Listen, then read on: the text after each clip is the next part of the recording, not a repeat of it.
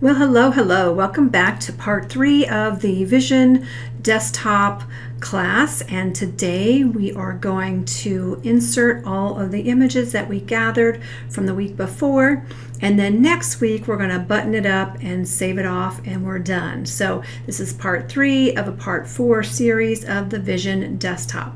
Hope you enjoy. Bye for now. Oh, and one thing.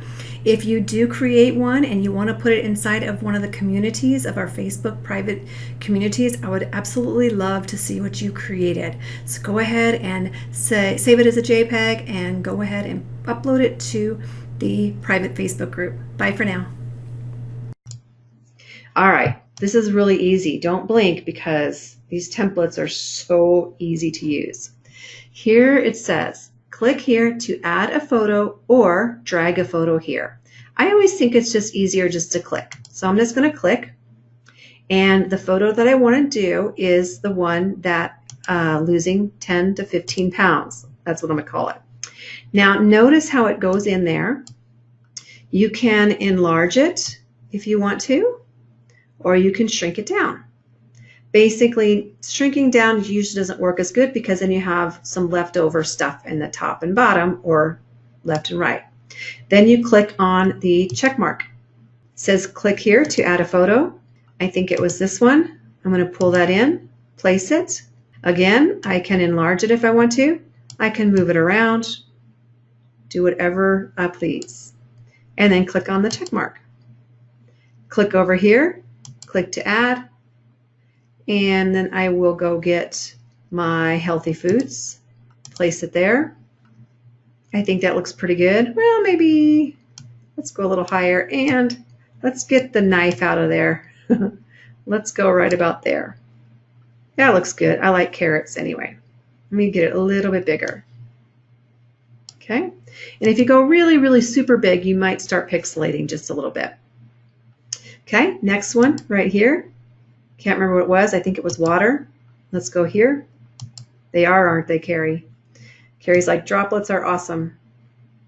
And then click on the check mark. Now, those of you who are members, Karen did a class on droplets. I think she might have done 2 classes.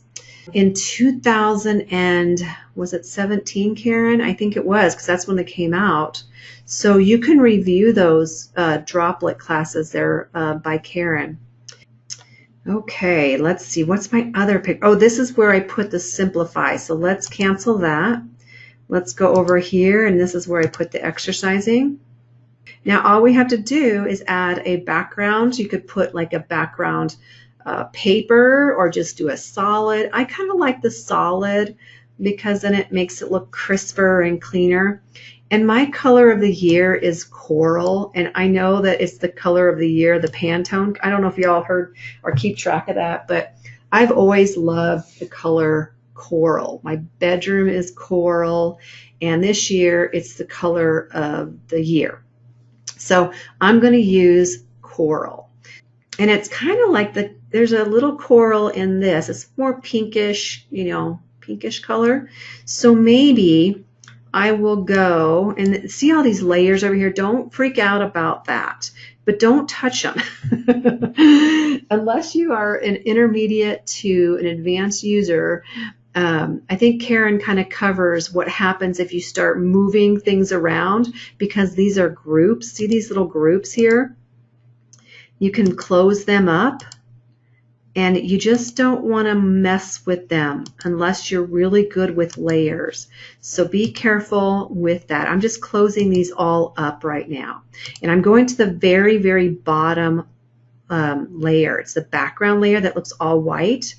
And then I'm going to pick out a color from this. I think I'm going to go ahead with, why is it not giving me my little, oh, there it is.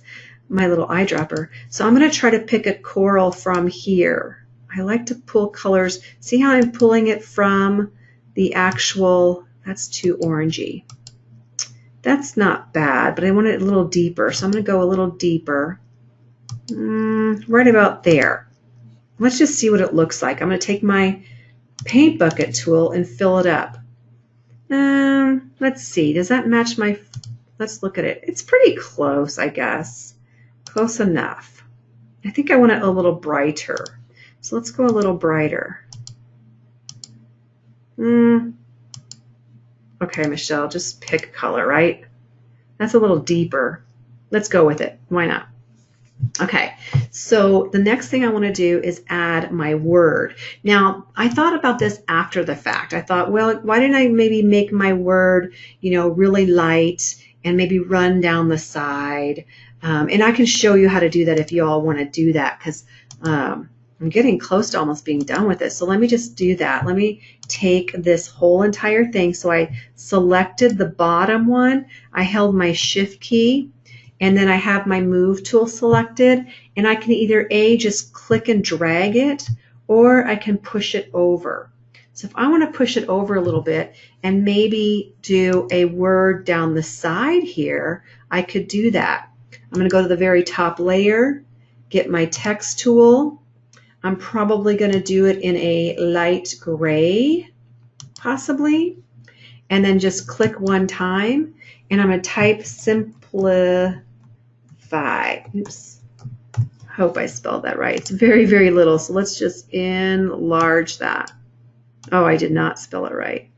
But let's just rotate it, and then I'll spell it right. Enlarge it. It looks so funny. Apply it, and put the little M in there. Simplify. Okay, there we go. So if you wanted to maybe have that like part of your desktop or whatever, simplify. I'm going to put 2019 on it too. 2019.